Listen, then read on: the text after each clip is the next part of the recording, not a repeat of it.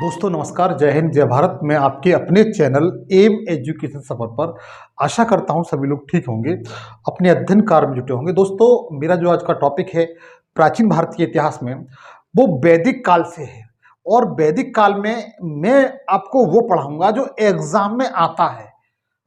फिर सुनिए, मैं आपको वो पढ़ाऊंगा जो एग्जाम में आता है। आप कोई भी एग्जाम देते हैं, यहां से यदि इस चैप्टर से क्वेश्चन आता है तो उस वीडियो से जरूर आएगा, तो इस वीडियो से अवश्य आएगा। आप कोई भी एग्जाम दे रहे हो, चाहे आप पीसीएस का एग्जाम दे रहे हो, चाहे स्टेट किसी भी रेलवे ग्रुप डी का एग्जाम दे रहे हैं, या फोर्थ क्लास के किसी भी आप एग्जाम देते हैं, तो यहां से क्वेश्चन आने की पूरी प्रबल संभावना रहती है यदि आप इस वीडियो को बगैर स्किप किए हुए देख लेते हैं और मैं बताऊं उसके अकॉर्डिंग आप नोट्स बना लेते हैं और एग्जाम टाइम के समय आप एक दो बार रिवीजन कर लेते हैं, तो मुझे विश्वास है कि आपका क्वेश्चन 100% सही होगा।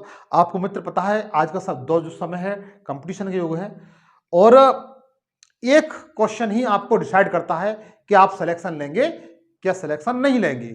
इसलिए हर क्वेश्चन की, हर नंबर की बहुत बड़ी इंपॉर्टेंस है। इस पर आप ध्यान दे करके पढ़ेंगे तो अपने लक्ष्य को निश्चित प्राप्त कर ले जाएंगे। तो मित्र आइए इसका अध्ययन करते हैं। मेरा टॉपिक है वैदिक काल। वैदिक काल में आपको बताऊंगा नदियों के बारे में। वैदिक काल में, ऋग्वैदिक काल में नदियों को किस नाम से जाना जाता था और वर्तमान समय में आज नदियों को किन किन नामों से जाना जाता है। तो आइए हम सब मिलकर अध्ययन करते हैं। यदि मेरा सेशन दोस्तों आपको अच्छा लगता है तो दोस्तों शेयर करिए, सब्सक्राइब जरूर करिए और लाइक करिए, कमेंट्स करिए।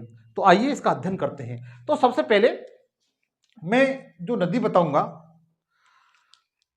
आप मेरे इस तरीके से लिख लें वैदिक काल की नदियां, और एक तरफ लिखें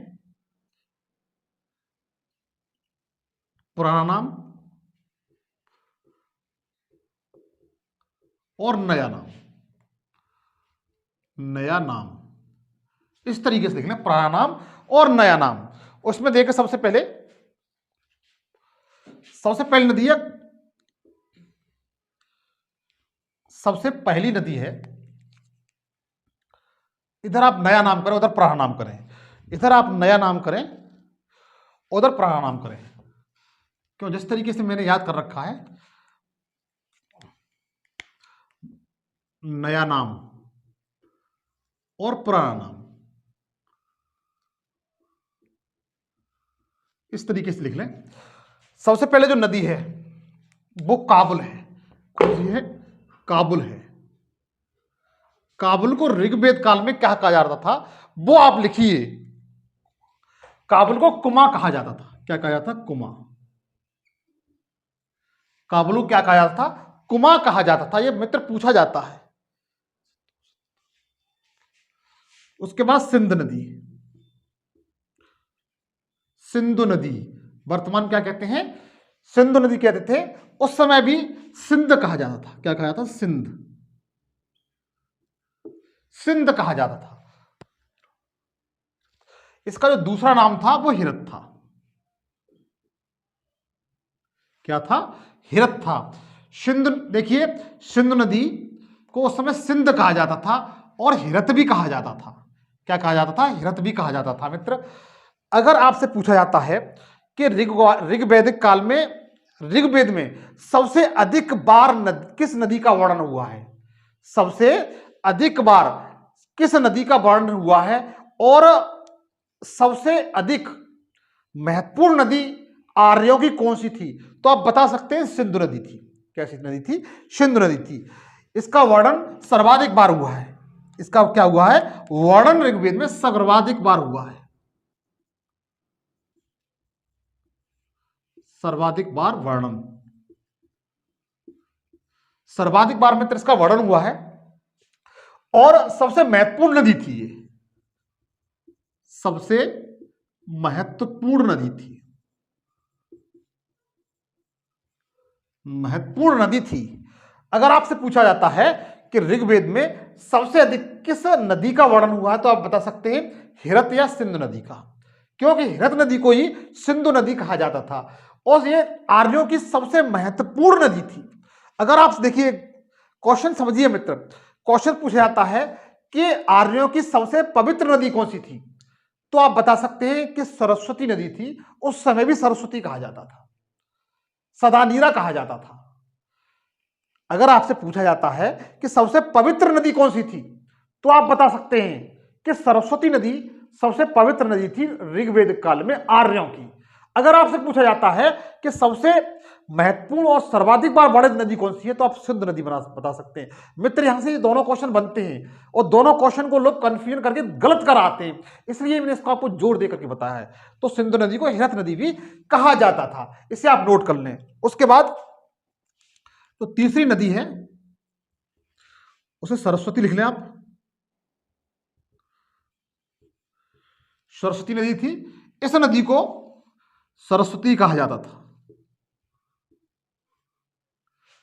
या सदानीरा नदी कहा जाता था। सदानीरा, क्योंकि यह सबसे पवित्र नदी थी, नदियों में सबसे अग्रम नदी थी ये। आप इसके बारे में लिख सकते हैं कि यह नदी वैदिक काल की सबसे पवित्र नदी थी, सर्वाधिक पवित्र नदी। कैसी थी मित्र? ऋग्वैदिक काल की यह सबसे पवित्र नदी थी। यह पॉइंट आपको क्लियर हुआ मित्र? इसके बाद नदी है चौथे नंबर की, देखते हैं, झेलम नदी। कौन सी? झेलम। झेलम नदी को वितस्ता कहा जाता था। क्या कहा जाता था? वितस्ता कहा जाता था। अगर पूछा जाता है कि झेलम नदी को किस नाम से जाना जाता था, तो आप बता सकते हैं ऋग्वैदिक काल में इसे वितस्ता के नाम से जाना जाता था। और इस झेलम नदी पर या वितस्ता नदी पर ही जम्मू कश्मीर की राजधानी श्रीनगर स्थित है, जिसे सम्राट अशोक ने बसाया था। श्रीनगर को किसने बसाया था? सम्राट अशोक ने बसाया था। और यह किस नदी पर है? झेलम, जिसे वैदिक काल में क्या कहा जाता था? वितस्ता कहा जाता था। इसे आप नोट कर लें। इसके बाद देखेंगे चिनाब नदी। चिनाब नदी, चिनाब नदी, ये 5 नदियां हैं, पंजाब में बहती हैं। चिनाब सबसे बड़ी नदी है। चिनाब नदी को वैदिक काल में अस्किनी कहा जाता था। क्या कहा जाता था? अस्किनी। अगर पूछा जाता है कि चिनाब नदी को वैदिक काल में आर्य किस नाम से जानते थे, तो आप बता सकते हैं चिनाब नदी को अस्किनी के नाम से जानते थे। जिस तरीके से झेलम को वितस्ता के नाम से जानते थे और चिनाब को अस्किनी के नाम से। उसके बाद व्यास नदी है। कौन सी है? व्यास नदी है। व्यास नदी, व्यास नदी को विपाशा के नाम से जानते थे। विपाशा बसु के नाम से जानते थे, विपाशा के नाम से। किस नाम से? विपाशा के नाम से जानते थे। तो व्यास नदी को किस नाम से जानते थे? विपाशा के नाम से जानते थे। एक बार फिर देखिए, काबुल को कुर्राम कहा जाता था, सिंध को सिंध या हिरत कहा जाता था, सरस्वती को सरस्वती कहा या सदानीरा नदी कहा जाता था। उसका झेलम, झेलम बहुत पूछी जाती है, झेलम को वितस्ता, चिनाब को अस्किनी, व्यास को विपाशा कहा जाता था। व्यास को विपाशा कहा जाता था। इसके बाद रावी नदी को पुरुषणी नदी कहा जाता था। नंबर 7 पे आप डालिए, रावी नदी को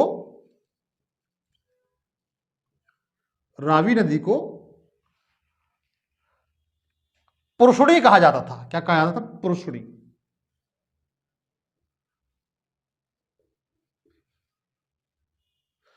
रावी नदी को क्या कहा जाता था मित्र? पुरुषणी नदी कहा जाता था। आप इनको याद रखेंगे, झेलम को वितस्ता, चिनाब को अस्किनी, व्यास को विपाशा और रावी को पुरुषणी नदी कहा जाता था। रावी को पुरुषणी नदी कहा जाता था, व्यास को विपाशा कहा जाता था, चिनाब को अस्किनी और झेलम को वितस्ता कहा जाता था। यदि आप इनको 3 से 4 बार रिवीजन करेंगे और नोट कर लेंगे, तो ये आपका 1 नंबर निश्चित आपका क्लियर हो जाएगा। मैंने मित्र आपको पहले ही बताया है कि 1 नंबर ही आपको डिसाइड करता है कि आप सिलेक्शन के अंदर होंगे या बाहर होंगे। इसलिए 1 नंबर को सबसे पहले प्राथमिकता दीजिए, क्यों? वही नंबर सबसे आपको आगे पीछे कर सकता है। इसके बाद देखिएगा,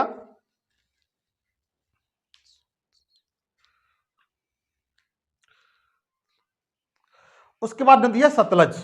कौन सी नदी है नंबर 8 पर? सतलज।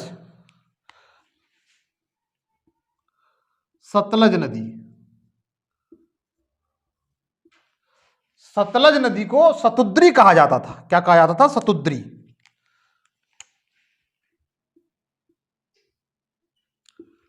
सतलज नदी को क्या कहा जाता था? शतुद्री कहा जाता था।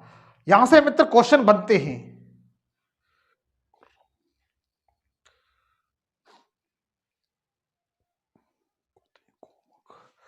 इसके बाद जो एक नदी बहती थी जिस अफगानिस्तान में, उसका नाम गोमती था। क्या था? गोमती। ये उत्तर प्रदेश वाली नहीं, गोमती नदी को गौमुख कहा जाता था। क्या कहा जाता? गौमुख। गौमुख नदी को, गौतमी नदी को जो अफगानिस्तान में बहती थी, कहां बहती थी? अफगानिस्तान में बहती थी, उसे गौमुख कहा जाता था। क्या कहा जाता था? गौमुख कहा जाता था।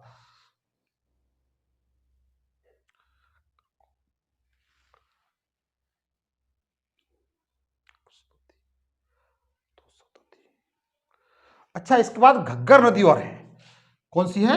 घग्गर नदी। ये पूछी जाती है, घग्गर नदी को किस नाम से जाना जाता था? तो आप बता सकते हैं, दुष्दती के नाम से जाना जाता था। दुष्दती के नाम से जाना जाता था। तो घग्गर नदी को दुष्दती के नाम से जाना जाता था। घग्गर नदी को दुष्दती के नाम से जाना जाता था। गोमती अफगानिस्तान में थी, उसे गौमुख कहते थे। सतलुज को सतुद्री कहा जाता था।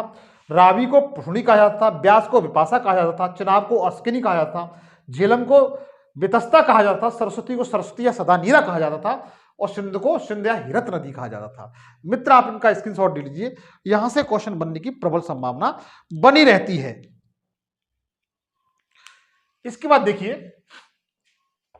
कुछ अन्य नाम हैं वैदिक कालीन, कुछ शब्द हैं जिनको आपको याद रखना पड़ेगा।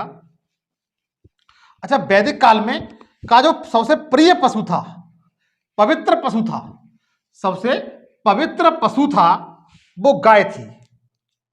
सबसे पवित्र पशु क्या था वैदिक काल का, आर्यों का? तो आप बता सकते हैं कि सबसे पवित्र पशु था वो गाय थी। सबसे पवित्र पशु पशु क्या थी मित्र? गाय थी। और गाय को ऋग्वेद में अघन्या कहा गया है। क्या कहा गया है? अघन्या। क्या कहा गया है मित्र? अघन्या। अघन्या का मतलब यह होता है कि न तो इसका वध किया जाएगा और ना ही इसका मांस खाया जाएगा। ऐसा जीव, मतलब ऐसा पशु जिसकी हत्या न की जा सके, हत्या करना पाप माना जाता था, उसको अघन्या कहा जाता था। अघन्या किसके लिए प्रयोग किया गया है? गाय के लिए। गाय का न तो मारा जाएगा और न उसका मांस प्रयोग किया जाएगा, क्योंकि आपको पता है वैदिक कालीन जो आर्य थे वे शाकाहारी और मांसाहारी दोनों प्रकार के थे। अगर आपसे पूछा जाता है जो आर्य थे वह शाकाहारी और मांसाहारी दोनों प्रकार के थे। कैसे थे? दोनों प्रकार के थे। आर्य थे वो शाकाहारी मांसाहारी दोनों प्रकार के थे। अच्छा, मरुस्थल के लिए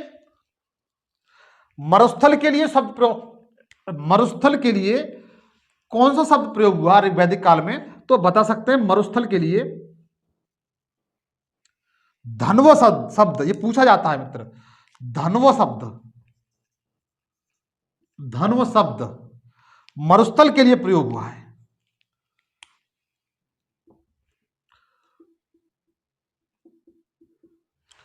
अगर मरुस्थल के लिए पूछा जाता है कि ऋग्वेद में मरुस्थल को क्या कहा जाता था, तो आप बता सकते हैं धन्व कहा जाता था। जैसे गाय को अघन्या कहा जाता था, ऐसे ही धन्व था, मरुस्थल था, वो धन्व को कहा जाता था। आप नोट कर लें। इसके बाद देखेंगे समुद्र को परावत कहा जाता था। समुद्र को क्या कहा जाता था? परावत।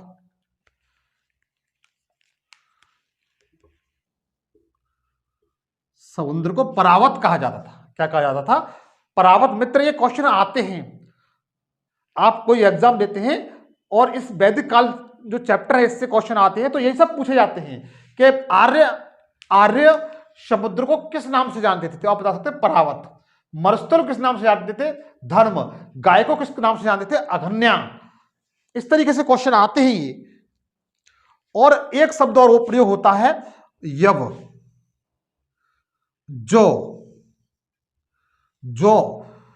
को ये क्या कहते थे? यव कहते थे। क्या कहते थे? यव। आर लोग क्या कहते थे? यव कहते थे। जौ को, जिसे हम गांव की भाषा में बेजर बोलते हैं, उस जौ को यव कहा जाता था, क्योंकि जौ का वर्णन गेहूं से अधिक बार प्रयोग हुआ है। इसके बाद आप देखेंगे, आप इसको स्क्रीनशॉट ले लीजिए इसका, यहां से क्वेश्चन बनते हैं। अच्छा, एक शब्द और है सीता। एक शब्द और है सीता। आपने देखा होगा सीता किसे कहती थी? सीता किसे कहा जाता था? तो सीता जो कहा जाता था, वो जो खेत जुते हुए खेत में जो लाइन हो जाती है, जो खेत जोतते थे कूंड से, पहले लोग लकड़ी के हल का प्रयोग करते थे, उससे जो रेखा बन जाती थी, उसे सीता कहा जाता था। क्या कहा जाता था? उसे सीता कहा जाता था। तो आप इसमें लिख सकते हैं, जो सीता है वो जुते हुए खेतों की लाइन थी।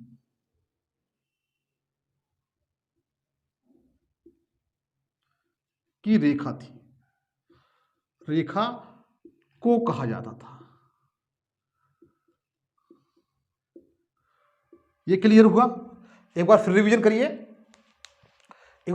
करिए। गाय को अघन्या, मरुस्थल को धन्व, समुद्र को परावत, जौ को यव, और सीता जुते हुए खेत को जो रेखा होती थी उसे सीता कहा जाता था। ये मित्र पूछे जाते हैं, आप इसका स्क्रीनशॉट ले लीजिए। अच्छा, ऋग्वेद का सबसे महत्वपूर्ण देवता कौन सा था? ऋग्वेद में देखेंगे कि ऋग्वेद का सबसे महत्वपूर्ण देवता कौन सा था, तो आप बता सकते हैं कि ऋग्वेद का सबसे महत्वपूर्ण देवता, जो ऋग्वैदिक कालीन आर्य थे, सबसे महत्वपूर्ण देवता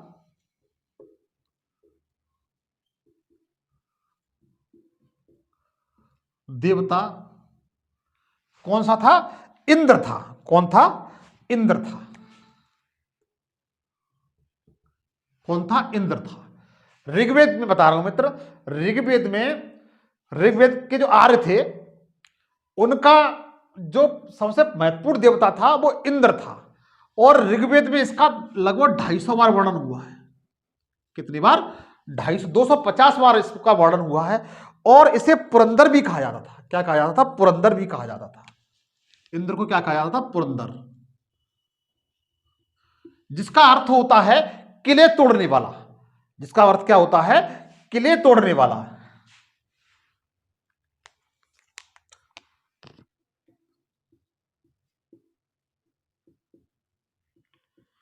किले तोड़ने वाला।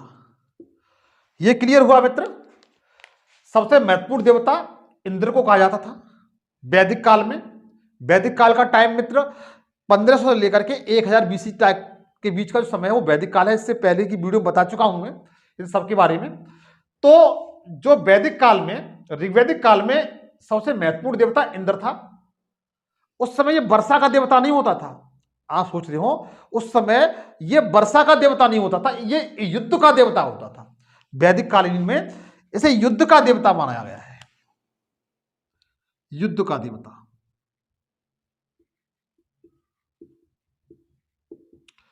किसका देवता बताया गया है? जब भी तो इसको पुरंदर कहा गया है, किले तोड़ने वाला कहा गया है। इसको युद्ध का देवता कहा गया है। बाद में इसको बाद में से वर्षा का देवता कहा गया है। लेकिन जैसे जैसे हम उत्तर वैदिक काल में आएंगे, तो उत्तर वैदिक काल में इंद्र की इंपोर्टेंस है वो घटती जाएगी और इसके स्थान पर प्रजापति देवता का वर्णन मिलेगा आपको। किसका? प्रजापति का। इंद्र के स्थान कौन ले लेगा? प्रजापति देवता ले लेगा। तो आप इसे नोट कर लीजिए। और इसका ऋग्वेद में 250 बार 250 बार वर्णन मिला है। जबकि ये इसका सबसे महत्वपूर्ण देवता था। दूसरा महत्वपूर्ण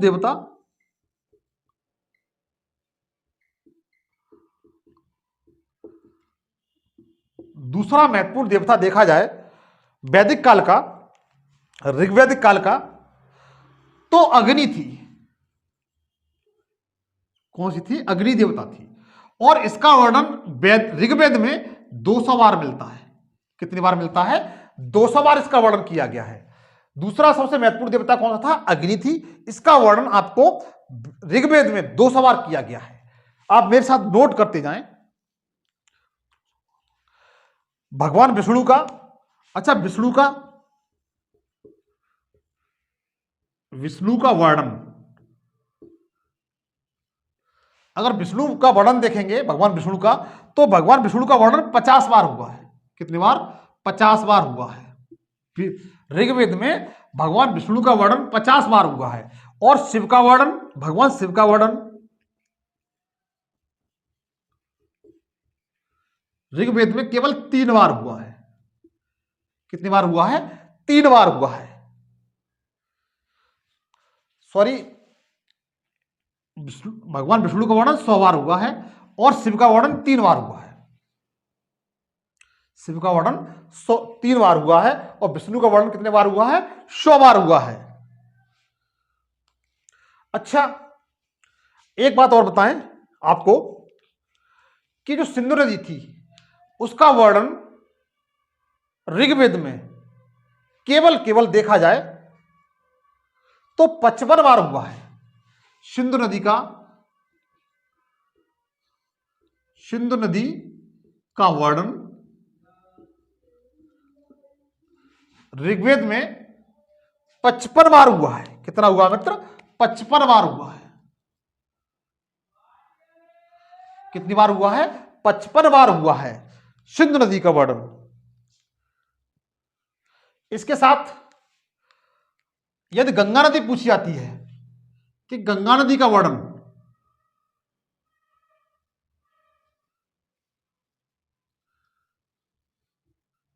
गंगा नदी का वर्णन ऋग्वेद में केवल 1 बार हुआ है मित्र। गंगा नदी का वर्णन ऋग्वेद में 1 बार, सिंधु नदी का 55 बार। अच्छा, यमुना नदी का वर्णन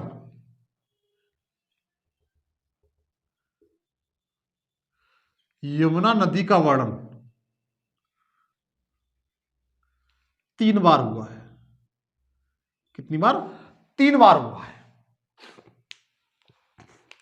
तो देखिएगा, जो सबसे महत्वपूर्ण नदी बताई थी मैंने आपको, सिंधु नदी, इसका वर्णन 55 बार हुआ है।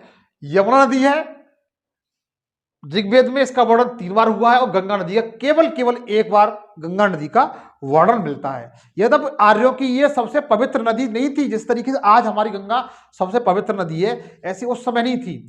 उनकी पवित्र नदी सरस्वती नदी थी। तो आप इसे नोट कर लें मित्र, आप इसे नोट कर लें।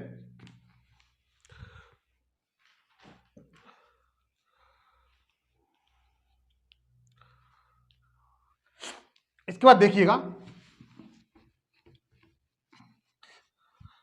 यदि मित्र आप इनका इस तरीके से एक नोट्स बना लेंगे और समय समय पर रिवीजन करते रहेंगे, तो मैं जानता हूं कि आपका कोई भी क्वेश्चन छूटेगा नहीं। यहां से वैदिक काल का क्वेश्चन आता है।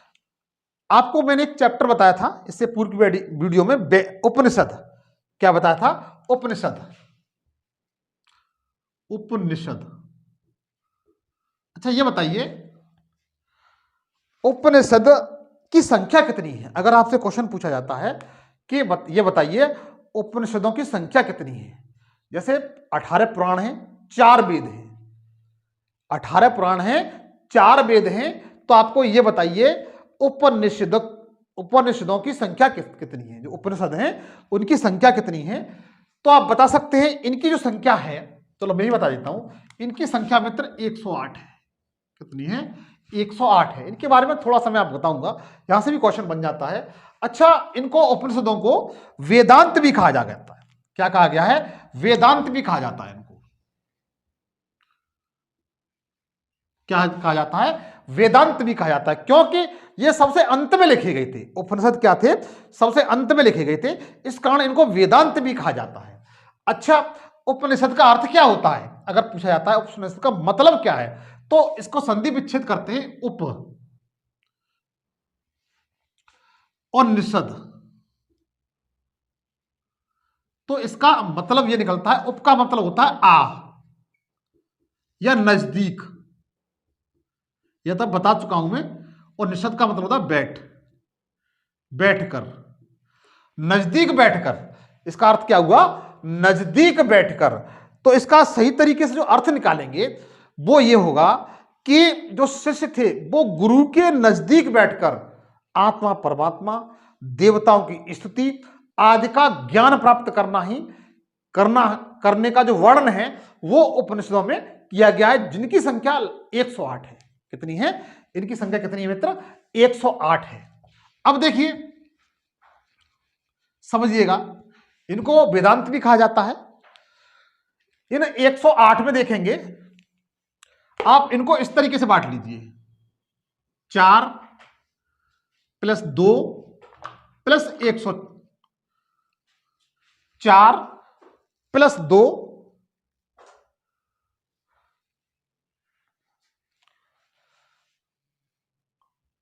+ 102 + 102।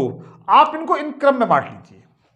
अब मैंने क्यों बांटे, उसका एक रीजन है। ये जो 4 हैं, 4 उपनिषद हैं,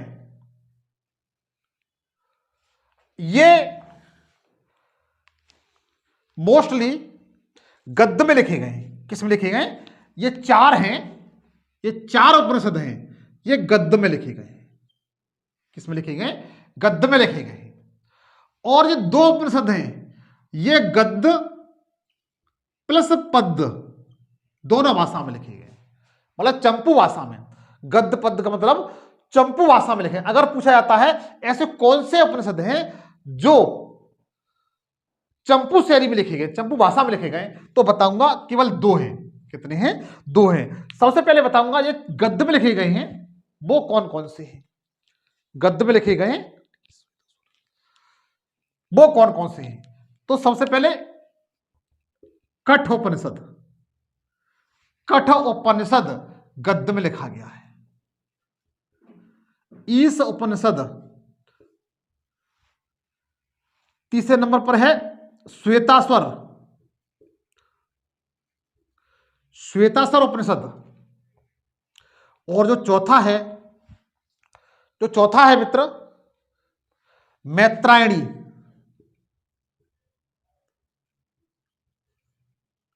मैत्रायणी उपनिषद। तो ये 4 उपनिषद हैं जो गद्य में लिखे गए हैं। यहां से क्वेश्चन बनता है, पीसीएस तक यहां से क्वेश्चन पूछा गया है कि ऐसे कौन से उपनिषद हैं जो गद्य में लिखे गए हैं। तो आप बता सकते हैं कठ है, ईश है, श्वेताश्वर और मैत्रायणी है। कठ, ईश, श्वेताश्वर और मैत्रायणी। कठ, ईश, श्वेताश्वर और मैत्रायणी। कठ, ईश, श्वेताश्वर और मैत्रायणी 4 वेद मतलब उपनिषद हैं जो गद्य में लिखे गए हैं। और पद्य में कौन कौन से लिखे गए उन्हें आप देखिए। पद्य में लिखे गए एक तो केन उपनिषद है। कौन सा? केन उपनिषद है। दूसरा है प्रसन्न उपनिषद। प्रसन्न उपनिषद अर्थात केन उपनिषद और प्रसन्न उपनिषद, ये गद्य और पद्य मतलब चंपू शैली में लिखे गए। गद्य और पद्य दोनों में लिखे गए, केन उपनिषद और प्रसन्न उपनिषद। और शेष उपनिषद हैं जो 102 हैं,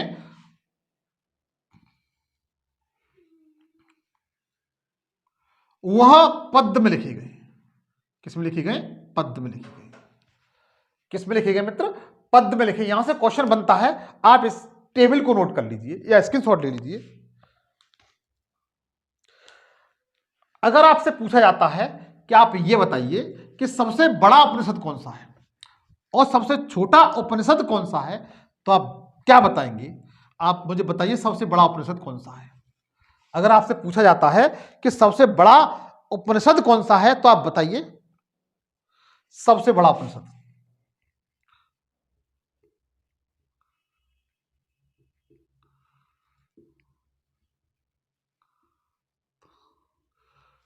सबसे बड़ा उपनिषद कौन सा है? तो आप बता सकते हैं बहुत आराम से, बृहदारण्य उपनिषद। कौन सा? बृहदारण्य।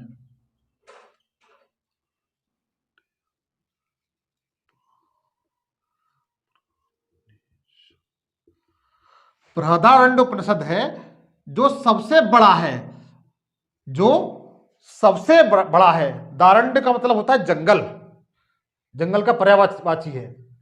तो बृहदारण्य उपनिषद है मित्र, ये सबसे बड़ा उपनिषद है। कैसा है? सबसे बड़ा उपनिषद है। अगर पूछा जाता है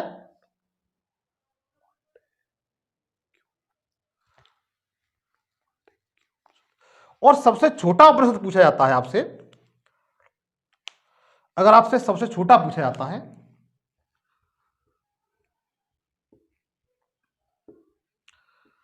उपनिषद कौन सा है, तो आप बहुत आराम से बता सकते हैं कि सबसे छोटा उपनिषद है वो है मांडक्योपनिषद।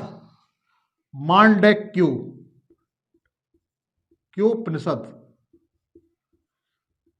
ये सबसे छोटा है।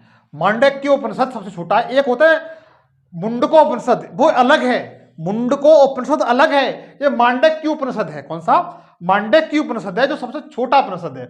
सबसे बड़ा कौन सा? बृहदारण्य उपनिषद। ठीक है, इसे आप नोट कर लें। अब देखिए मित्र, ये आप नोट कर लिया, जो बृहदारण्य उपनिषद है ये वाला बृहदारण्य उपनिषद की कुछ विशेषता है, उसके बारे में आपको बताऊंगा।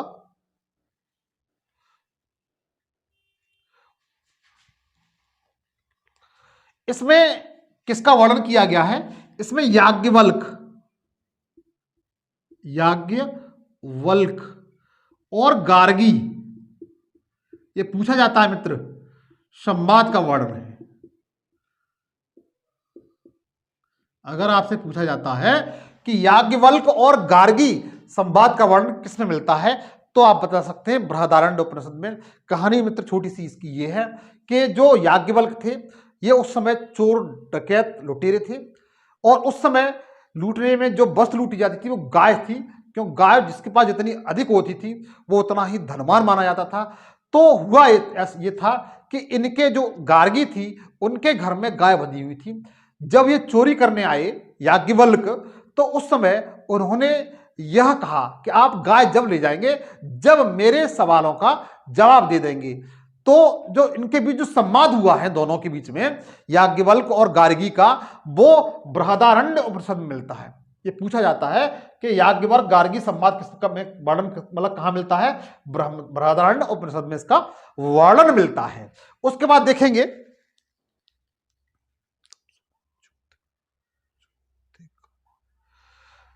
तमसोमा, बहुत अच्छा है। तमसोमा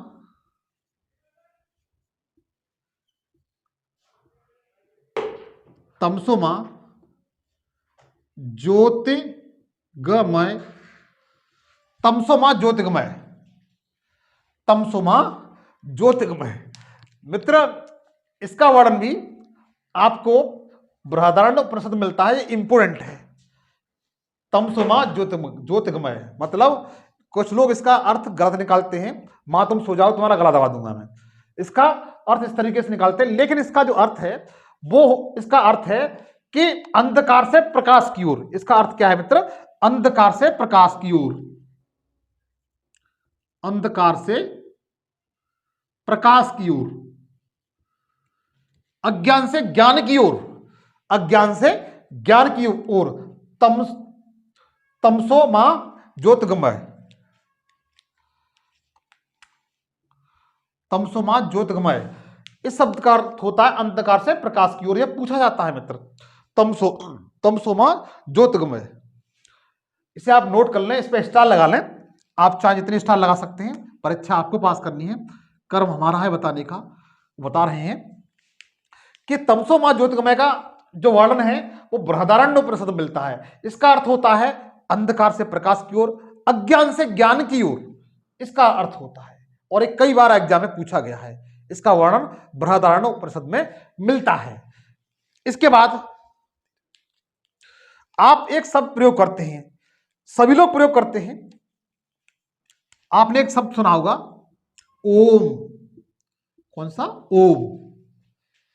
ओम शब्द है। ओम शब्द का वर्णन भी मित्र आपको बृहदारण्यक उपनिषद में मिलता है। दोस्तों, यदि मेरा सेशन आपको अच्छा लगे तो प्लीज मेरा छोटा सा काम कर दीजिए, मेरे चैनल को सब्सक्राइब कर लीजिए, दोस्तों से सब्सक्राइब करा लीजिए, लाइक और कमेंट्स कर दीजिए। यह मेरी आपसे स्पेशल गुजारिश है, क्योंकि आप मुझे अपना भाई, दोस्त, गुरु जो ही मानते हैं। प्लीज आप लोगों से मैं गुजारिश करता हूं कि मेरे चैनल को अधिक से अधिक सब्सक्राइब, शेयर, लाइक, कमेंट्स करें। तो देखिएगा, जो ओम शब्द है, यार भगवान का नाम आता है, ओम शब्द है, इसका वर्णन भी बृहदारण्यक उपनिषद में मिलता है मित्र। इनको आप नोट कर लीजिए। इसके बाद देखेंगे आपने एक शब्द सुना होगा और देखा भी होगा, लिखा हुआ रुपए पैसे पर सत्यमेव जयते। कौन सा? सत्यमेव जयते। अगर नहीं देखा है तो आप 10 का नोट निकाल लें, 5 का नोट निकाल लें, 100 का नोट निकाल लें, 500 का निकाल लें, 1000 का निकाल लें। 2000 का तो खत्म ही कर दिया, वो 2000 का, 1000 तो खत्म ही कर दिया, 2000 का निकाल लें। तो उस पर आपने देखा होगा सत्यमेव जयते। सत्यमेव जयते मतलब सत्य की हमेशा विजय होती है। इसका मतलब क्या होता है कि सत्य की हमेशा विजय होती है। और इसका जो वर्णन है, इसका जो मतलब ये इस शब्द का वर्णन है, ये शब्द है आपको मुंडकोपनिषद से मिलता है। मुंडकोपनिषद, मुंडकोपनिषद में आपको सत्यमेव जयते, सत्य की हमेशा विजय होती है। सत्यमेव जयते आपने रुपए पर छपा हुआ, लिखा हुआ देखा होगा। तो इसका जो वर्णन है ये कहां से लिया गया है?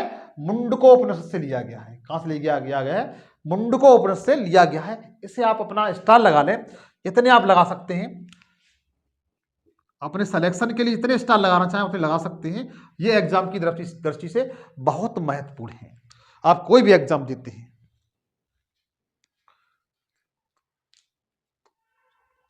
इसके बाद देखेंगे इसके बाद देखेंगे एक है शतपथ ब्राह्मण। इससे अलग हटके है मित्र। एक ब्राह्मण के बारे में बताऊंगा जहां से क्वेश्चन बनते हैं। शतपथ ब्राह्मण,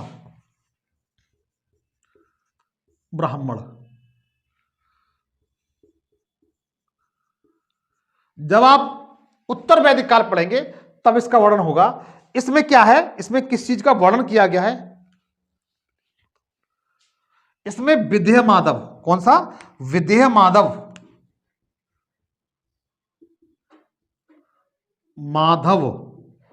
और गौतम राहुगण, विदेह माधव और गौतम राहुगण के संवाद का वर्णन है। इसमें यह बताया गया है कि जब ऋग्वैदिक काल खत्म हुआ था और उत्तर वैदिक काल शुरू हो रहा था, उस समय जो विदेह थे, कौन थे?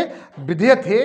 उन्होंने अपने मुंह से आग का एक गोला निकाला, एक आग का गोला निकला और उसने संपूर्ण जंगल को जलाते हुए मगध तक पहुंच गया। कहां तक? मगध तक पहुंच गया। तो मगध का वर्णन भी आपको इसमें ही शतपथ ब्राह्मण में ही मिल जाता है। मतलब रास्ता बिल्कुल क्लियर हो गया, साफ मैदान हो गया, जंगल को उसने खत्म कर दिया। इस बात का मतलब विदेह माधव गौतम राहुगण का वर्णन कहां मिलता है? शतपथ ब्राह्मण में आपको देखने के लिए मिलता है। उसके बाद देखिए मित्र, मैं आपको और बताऊंगा। आप एक चीज और पढ़े होंगे, संस्कार के बारे में। आप ये बताइए संस्कार कितने होते हैं? आप ये बताइएगा संस्कार कितने होते हैं? संस्कार की संख्या कितनी है पूछ लिया जाता है तो आप बता सकते हैं बहुत आसानी से। 16 है। कितना है? संस्कार 16 है। इसमें कुछ महत्वपूर्ण संस्कार हैं जो आपको लिखाऊंगा मैं। इसमें कुछ महत्वपूर्ण संस्कार हैं वो आपको लिखाऊंगा। जैसे सबसे पहले तो संस्कार है,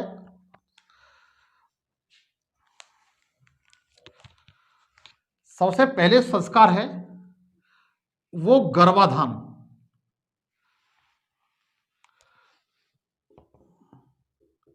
गर्भाधान संस्कार है। जब मां के पेट में शुरुआत में बच्चा पड़ता है, फर्स्ट महीना होता है, उस समय यह संस्कार किया जाता था। वैदिक काल में, ऋग्वैदिक काल में जब बच्चा मां के गर्भ में होता था, जब मां के गर्भ में बच्चा होता था, उस समय यह संस्कार किया जाता था। इसे गर्भाधान संस्कार कहते हैं। कुछ महत्वपूर्ण है जो एग्जाम में आते हैं, वो लिखाऊंगा। उसके बाद पुष्पवन संस्कार, पुष्पवन संस्कार ये पूछा जाता है। इसमें क्या होता था, यह गर्भधारण के 3 महीने बाद, कितने 3 माह बाद यह संस्कार किया जाता था। इसमें क्या होता था मित्र,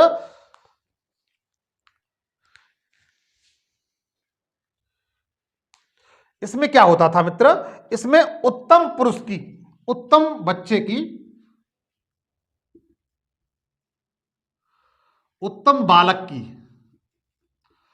प्राप्ति की प्रार्थना की जाती थी। इसमें पुष्पवन संस्कार में क्या होता था, ये 3 माह पर किया जाता था। उसमें उत्तम बालक की प्राप्ति की के लिए संस्कार किया जाता था। उसके बाद क्या होता था, जातकर्ण पुरस्कार, जातकर्ण पुरस्कार ये पूछा जाता है। जातकर्ण पुरस्कार संस्कार, जातकर्ण संस्कार, जातकर्ण संस्कार मित्र क्या होता था, इसमें बच्चे को घी और शहद पहली बार खिलाया जाता था। घी और शहद जन्म के समय ये संस्कार होता था, जातकर्ण संस्कार। इसमें बच्चे को पहली बार घी और शहद खिलाया जाता था। उसके बाद देखेंगे आप नामकरण संस्कार, नामकरण संस्कार। इसमें पता ही आपको, इसमें बच्चे का नाम रखा जाता था। उस समय किया जाता था, उसमें दावत वावत करते थे, आज की तरह से बर्थडे मनाते थे, तो नामकरण संस्कार होता था। उसके बाद देखा जाए निष्क्रमण संस्कार, निष्क्रमण संस्कार।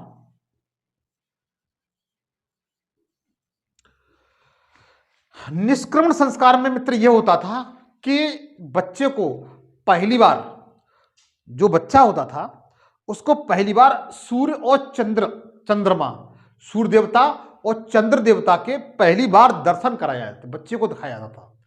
जो निष्क्रमण संस्कार होता था उसमें पहली बार बच्चे को सूर्य और चंद्र देवता के दर्शन कराई जाती थी। तो आप लिख सकते हैं सूर्य और चंद्र, सूर्य देवता प्लस चंद्रमा देवता, इनके पहली बार दर्शन कराए जाते थे। उसके बाद अन्नप्राशन होता था, अन्नप्राशन संस्कार, अन्नप्राशन संस्कार, अन्नप्राशन संस्कार। इसमें बच्चे को सबसे पहले अन्न खिलाया जाता था। क्या खिलाया जाता था, अन्न खिलाया जाता था इसमें सबसे पहले। उसके बाद एक संस्कार और पूछा जाता है चूड़ाकरण, चूड़ाकरण संस्कार, ये इंपॉर्टेंट है। चूड़ाकरण संस्कार था मित्र, इसमें क्या होता था कि बच्चे का मुंडन किया जाता था। क्या किया जाता था, मुंडन जानते होंगे आप, नहीं जानते तो अपने गांव से का जो फ्रेंड वगैरह हो उससे पूछ सकते हैं कि मुंडन किसे कहते हैं।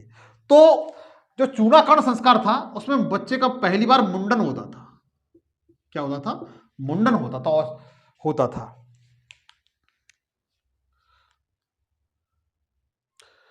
उसके बाद कर्ण वेदन होता था। उसके बाद कर्ण वेदन, बच्चे के कान छेदे जाते थे, कान में छेद किया जाता था। जिस तरीके से आज बच्चियों के कान में छेद किया जाता है, उस तरह प्रत्येक बच्चा जो होता था उनके कान में छेद किया जाता था। कर्ण वेदन उसे संस्कार कहा जाता था।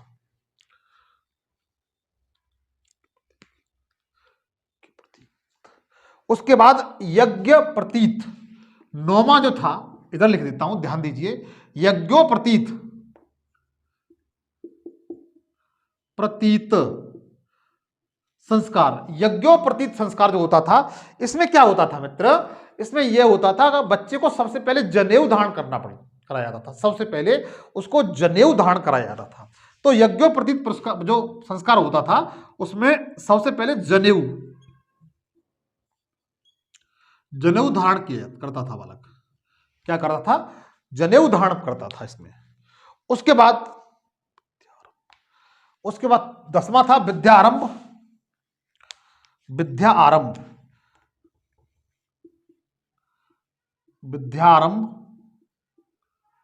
इसमें सबसे पहले बच्चा अपने गुरु के पास जाता था, जो जंगलों में रहते ऋषि मुनियों के पास जाते थे, उस समय विद्यालय नहीं थे इस तरीके से, तो वहां पर क्या करता था, वो विद्या अर्जन करता था, ज्ञान प्राप्त करता था, चाहे वो सूर्य चंद्र आत्मा परमात्मा जादू टोना जिस तरीके से जो भी अपना आध्यात्मिक ज्ञान था उसे प्राप्त करता था।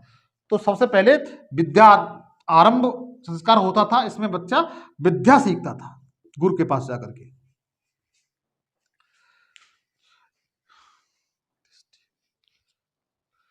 यही सबसे महत्वपूर्ण प्रश्न ये थे। और यहां से अगर कोई क्वेश्चन आता है तो मित्र आप यहां से कर ले जाएंगे। एक छोटा सा शब्द और था जो अक्सर परीक्षा में पूछ लिया जाता है मित्र, कि ऋग्वेद में कर को किस नाम से जानते थे, ऋग्वेद में कर को किस नाम से जाना जाता था, उसके बारे में बताऊंगा मैं थोड़ा सा। और यहां आप देख लीजिए मित्र, जो कर होता था उस समय कर को वलि कहा जाता था, या वली, कर को क्या कहा जाता था, वली कहा जाता था या वल कहा जाता था। और उस समय ऋग्वैदिक काल में देखेंगे, ये जो वली था ये राजा को स्वेच्छा से दिए जाने वाले कर था। कैसा था, स्वेच्छा से दिया जाने वाला कर था। इस बात को आप ध्यान रखेंगे, स्टेटमेंट में कैसे भी पूछा सकता है, पूछा गया क्वेश्चन है मित्र, इसे आप चूक जाएंगे तो आप अपना 1 नंबर खो देंगे। तो देखिए जो कर था वैदिक काल में, ऋग्वैदिक काल में उसको वली कहा जाता था। क्या कहा जाता, वली या वल कहा जाता था। और ये स्वेच्छा से दिया जाता था। कैसे, स्वेच्छा से दिया जाता था, दिया जाने वाला कर था। कैसा दिया जाने वाला था, स्वेच्छा से। इससे किसी, जैसे आज के समय गवर्नमेंट वसूलती है ना, जीएसटी, वेट, वैल्यू ये लगा करके, इस तरीके से, ये उस समय जो वली था वो ऐसा नहीं था। वे उस समय केवल स्वेच्छा से जो कर था वो दिया जाता था, उस समय उससे कर को वली कहा जाता था। तो मित्रों आज के लिए इतना ही। अगर मेरा सेशन अच्छा लगे तो फिर आपसे कहूंगा, प्लीज शेयर करिए, सब्सक्राइब करिए, लाइक करिए, कमेंट्स करिए। जय हिंद, जय भारत।